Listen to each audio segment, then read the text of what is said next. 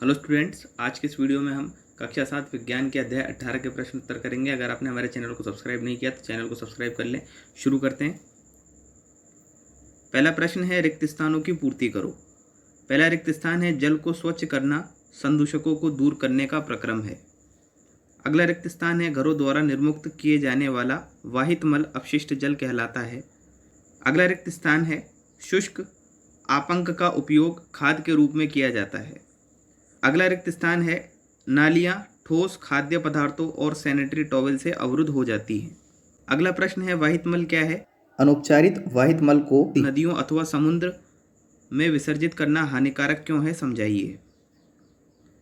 वाहित मल घरों, उद्योगों, अस्पतालों, कार्यालयों और अन्य उपयोगों के बाद प्रवाहित किए जाने वाला अपशिष्ट जल है। वाहित मल एक जटिल मिश्रण होता है जिसमें निलंबित ठोस, कार्बनिक और अकार्बनिक अशुद्धियाँ, पोषक तत्व, मृत जीवी और रोगवाहक जीवाणु और अन्य सूक्ष्मजीव होते हैं। यही कारण है कि वाहित मल को नदियों अथवा समुद्र में विसर्जित करना हानिकारक होता है।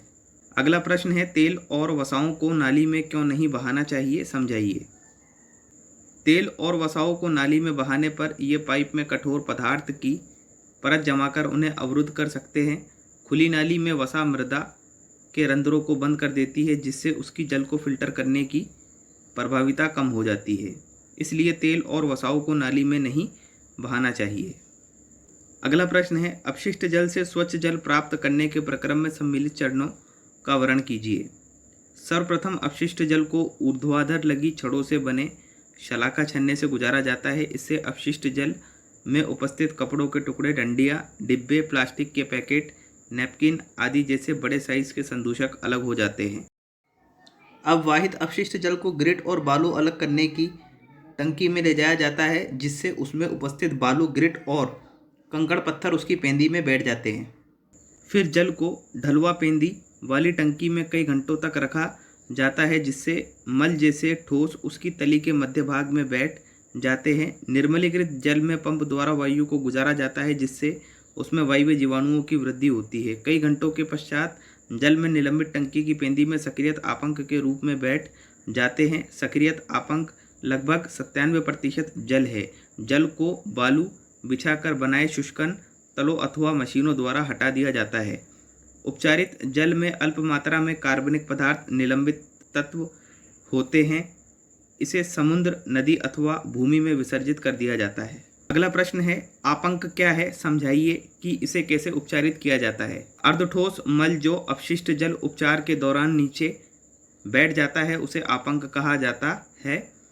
यह आपंक खुरचकर निकाल लिया जाता है तथा इसे एक पृथक टंकी में स्थानांतरित किया जाता है, जहां यह अवायवीय जीवाणुओं द्वारा अपघटित हो जाता है। इस प्रक्रिया में गैस का निर्माण होता है। अगला प्रश्न है, अनुपचारित मानव मल एक स्वास्थ्य संकट है, समझाइए। अनुपचारित मानव मल एक स्वास्थ्य संकट है। इससे जल और मृदा प्रदूषण हो सकता है। सतह पर उपलब्ध जल और भौम जल दोनों प्रदूषित हो सकते हैं। भौम जल कुओं, नलकूपों, झरनों और अनेक नदियों के लिए जल का स्रोत है। अतः अनुपचारित मानव मल जल जनित रोगों का सबसे सुगम पथ। इसमें हैजा, टाइफाइड, पोलियो, मेनिनजाइटिस, हेपेटाइटिस और पेचिस जैसे रोग सम्मिलित हैं। अगला प्रश्न है, जल को रोगाणुनाशित, रोगाणु मुक्त करने के लिए उपयोग किए जाने वाले 2 रसायनों के नाम बताइए। क्लोरीन और ओजोन। अगला प्रश्न है, अपशिष्ट जल उपचार संयंत्र में शलाका छन्नों के कार्य को समझाइए। अपशिष्ट जल उपचारित करते समय सर्वप्रथम अपशिष्ट जल को ऊर्ध्वाधर लगी छड़ों से बने शलाका बार स्क्रीन से गुजारा जाता है। इससे अपशिष्ट जल में उपस्थित कपड़े के टुकड़े, डंडियाँ, डिब्बे, प्लास्टिक पैकेट, नैपकिन आदि जैसे बड़े साइज के संदूषक अलग हो जाते हैं। अगला प्रश्न है, स्वच्छता और रोग के बीच संबंध को समझाइए। स्वच्छता और रोग के बीच गहरा संबंध है। रोग फैलने का मुख्य कारण गंदगी ही है। रोगाणु गंदगी में पनपते हैं और गंदगी के माध्यम से ही हम तक पहुँचते हैं। यदि हम स्वच्छता का ध्यान रखें तो गंदगी नहीं फैलेगी और रोगाणु हमारे शरीर में पहुंचकर हमें रोगग्रस्त नहीं करेंगे। यदि हम अपने आसपास गंदगी, कूड़ा करकट रखेंगे तो उससे अनेक रोगाणु पनपेंगे। ये रोगाणु हमारे शरीर में पहुंचकर हमें विभिन्न बीमारियों से ग्रस्त कर देंगे। अतः हम कह सकते हैं कि गंदगी और स्वच्छता में व्युत्क्रम संबंध होता है, इसलिए जितनी हम स्वच्छता का ध्यान रखेंगे उतना ही रोगों से बचे रहेंगे। अगला प्रश्न है, स्वच्छता के संदर्भ में एक सक्रिय नागरिक के रूप में अपनी भूमिका को समझाइए। जल स्रोतों को स्वच्छ अवस्था में बनाए रखने के लिए हमको अपने उत्तरदायित्व को समझना चाहिए। हमें अपने जीने के तौर तरीके में अच्छी स्वच्छता की आदतों को अपनाना चाहिए। हमें यहाँ वहाँ कूड़ा करकट नहीं फेंकना चाहिए, कचरा कूड़ेदान में ही डालना चाहिए। यदि कहीं रोग कारक अथवा अस्वास्थ्यकर परिस्थितियाँ हों तो हम संबंधित नगर पालिका तथा ग्राम पंचायत को इसके लिए सूचित करेंगे तथा यथोचित कदम उठाने के लिए आग्रह करेंगे। अगला प्रश्न है, प्रस्तुत वर्ग पहेली को दिए गए संकेतों की सहायता से हल कीजिए। प्रश्न संख्या 11 में हमें एक पहेली दी गई है और 9 संकेत दिए गए हैं। इन 9 संकेतों की सहायता से हमें इस पहेली को हल करना है।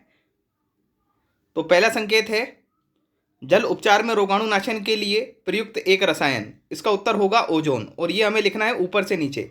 तो ये हमने लिख दिया ओजोन ऊपर से नीचे। अगला संकेत है, वाहित मल उपचार संयंत्र से प्राप्त गैसीय उत्पाद। इसका उत्तर होगा जैव गैस, और ये हमें लिखना है बाएं से दाएं। तो ये हमने लिख दिया जैव गैस बाएं से दाएं।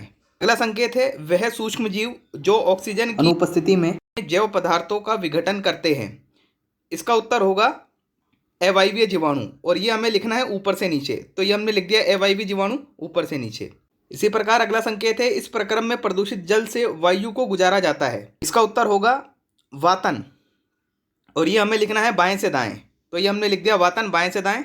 अगला संकेत है, संदूषित जल। इसका उत्तर होगा अपशिष्ट जल, और ये हमें लिखना है ऊपर से नीचे। तो ये हमने लिख दिया अपशिष्ट जल ऊपर से नीचे। और अगला संकेत है, वह स्थान जहाँ वाहित मल से प्रदूषक पृथक किए जाते हैं।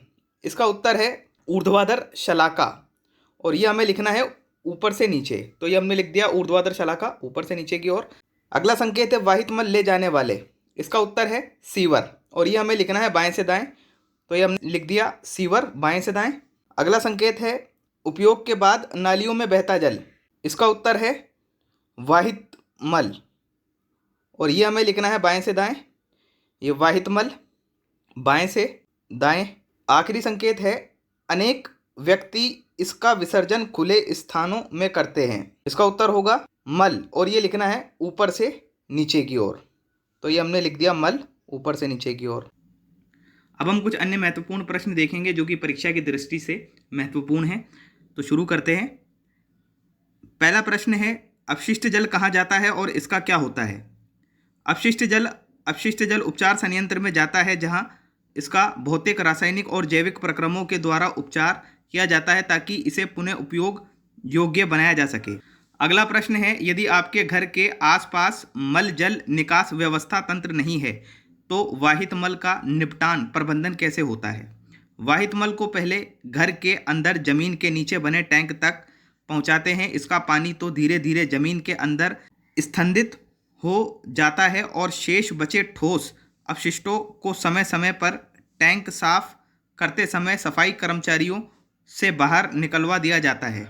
अगला प्रश्न है, क्या क्लोरीन की अपनी कोई गंध होती है? क्या यह अपशिष्ट जल की गंध से अधिक अरुचिकर होती है? हाँ, क्लोरीन की अपनी गंध होती है। नहीं, यह अपशिष्ट जल की गंध से अधिक अरुचिकर नहीं होती है। अगला प्रश्न है, वाहित मल उपचार से आप क्या समझते हैं? स्पष्ट कीजिए। जल की सफाई करने के प्रक्रम में जल स्रोतों में प्रवेश अथवा उसके पुनः उपयोग से पहले उसमें से प्रदूषकों को अलग करना सम्मिलित है। अपशिष्ट जल के उपचार का यह प्रक्रम सामान्य रूप से वाहित मल उपचार कहलाता है। यह अनेक चरणों में संपन्न होता है। अगला प्रश्न है, 2005 से 2015 की अवधि को किस कार्य के लिए अंतर्राष्ट्रीय दशक घोषित किया गया है? इसके क्या उद्देश्य हैं?